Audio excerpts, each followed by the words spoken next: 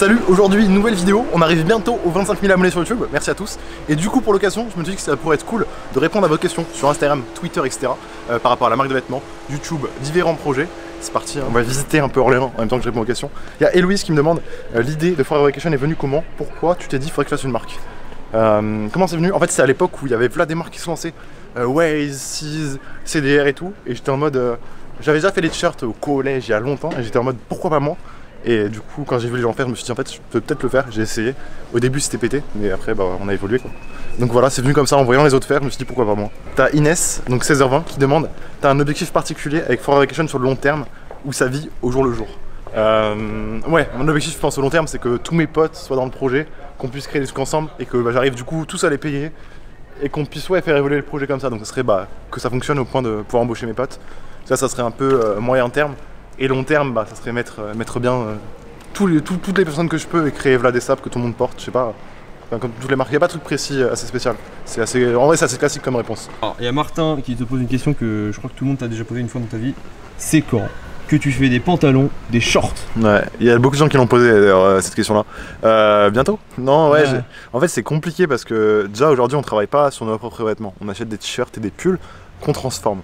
Mais le jour où on va fabriquer ces t-shirts et ces pulls, c'est là où on ira expérimenter plein de trucs, genre des chemises, des vestes, des t-shirts, des pulls, des pantalons, des shorts, des joggings, on fera tout. Mais d'abord on va se concentrer sur le principal et après carrément, quand je maîtriserai tout ça, on ira explorer d'autres trucs. Ok, il y a Colline qui te demande quels sont tes appareils photo argentiques. Alors, bah tiens en ce moment, du coup, j'utilise quoi? J'utilise un appareil photo jetable, ouais, parce que j'ai trouvé le rendu super qu'on a fait le Capture Project. Et du coup je fais un peu de jetable et puis je pense que j'essaie de me trouver un appareil plus costaud parce que tous ceux que j'avais avant ils sont tous cassés. Alors peut-être que j'en prenais pas soin, mais du coup j'ai plus les références en tête parce que je les ai plus. Enfin, je les utilise plus. Là j'utilise un jetable de chez Fujifilm. Il y a une question assez marrante, Pietro, désolé pour ton blaze, qui demande, t'as déjà hésité à vendre ta Tom Sachs? Et ouais, parce qu'au début où je les ai achetés, je les ai eu retail, genre le jour de la sortie, je pensais les revendre, genre parce qu'elles se vendaient à peu près 600-500 euros. Et au final je l'ai pas fait. Parce que je me suis dit bon la paire je la kiffe de ouf, je l'ai portée direct. Et après on m'a envoyé plein des mails, des gens ils ont trouvé mon Instagram avec des hashtags et tout, ils m'ont envoyé des mails, ils savaient même pas la taille que c'était, ils voulaient la racheter. J'ai toujours dit non et puis maintenant elle est saignée, elle vaut plus rien, voilà. Alors du coup sur Twitter vous avez posé pas mal de questions aussi qui étaient assez intéressantes. Je dis pas qu'elles sont mieux que Instagram mais il y a moyen. Il y a Vulvacar, salut beau gosse, qui nous dit si tu pourrais interviewer un artiste de ton choix, ça serait qui et pourquoi? Le truc c'est que genre j'ai plein d'artistes que j'aimerais bien interviewer, mais est-ce que je vais arriver à leur poser des questions pertinentes? Je sais pas. Il y a plein d'artistes dont je kiffe le taf, Lugozis, mais je saurais pas quoi lui poser comme question. Philippe Pantone pareil, mais je saurais pas poser quoi comme question. Après ça va plutôt être des youtubeurs ou des créateurs de contenu, savoir comment ils font, tu vois. Je sais pas, il y a plein de gens que je trouve vraiment intéressants. Sneeko, Stizzy Kane, David Dobrik, ça c'est des mecs dont je kiffe le contenu, mais je saurais pas quoi leur poser comme question. Voilà, allez voir un peu tout ça, c'est assez intéressant. Je mettrai pas mal de trucs dans la description si vous voulez aller fouiller un peu. Sam du SNJC qui nous demande, demain tu grattes un ticket gagnant, 100 000 euros sur ton compte, c'est quoi ton premier achat? T'achèterais quoi toi Maxence? Moi tu me demandes c'est quoi la bonne question à me poser. C'est vrai que toi t'es avec l'argent, je sais pas du tout. 100 000 euros, si, un petit local, je pense que tu peux trouver ça pour moins de 100 000 euros. T'es sérieux? Tu achèterais quoi? T'as pas une villa frère? 100 000 euros t'as pas une villa? Ah combien? 100 000.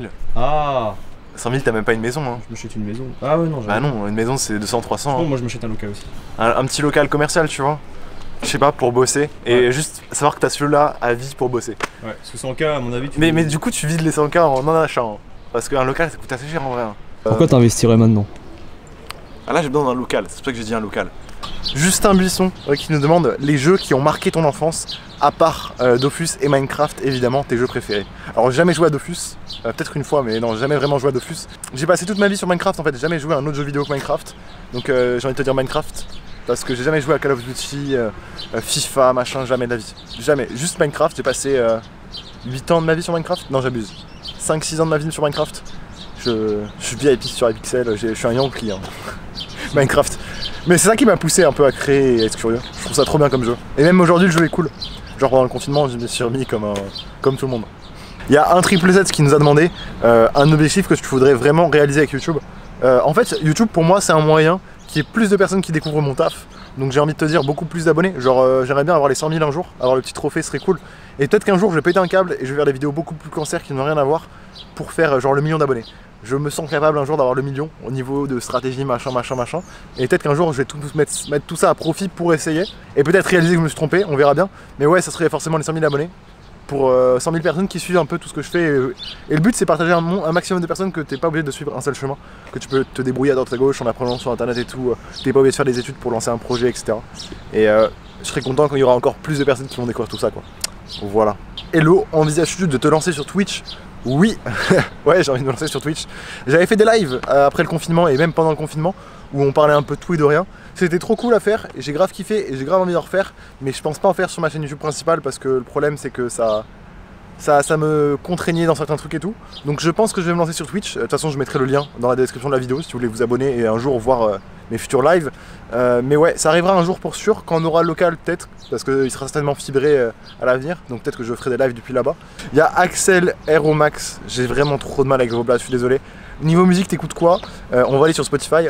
Alors j'écoute Flume, Laylo, Billie Eilish, Crero, Bicep, Orelsan, Damso, Don Toliver, Jossman, Lompa, Leji, Arma Jackson, que j'ai découvert avec Twitter, qui est très cool, Takeoff, Rubanks, S-Note, Dominique Fike, Trippie Red, Mac Miller, XXX, Pop Smoke, un peu de Mr V, Joji, j'ai failli oublier Joji, Juice WRLD, JPEG Mafia, Dave, Playboy Carti, Skepta, voilà, un peu tout ça. Donc vraiment des choses qui n'ont rien à voir, mais j'aime bien tout ça. Voilà. J'imagine Simon qui te demande quelle a été pour toi la plus grosse difficulté professionnelle que tu as rencontrée. C'est la solitude. Je pense que le fait d'avoir arrêté les études et d'être allé tout seul dans mon délire et tout, c'était assez compliqué au début parce que je rencontrais personne qui faisait les mêmes choses que moi. Et du coup des fois j'étais en mode est-ce que j'ai fait le bon choix? Est-ce que c'est une bonne idée et tout?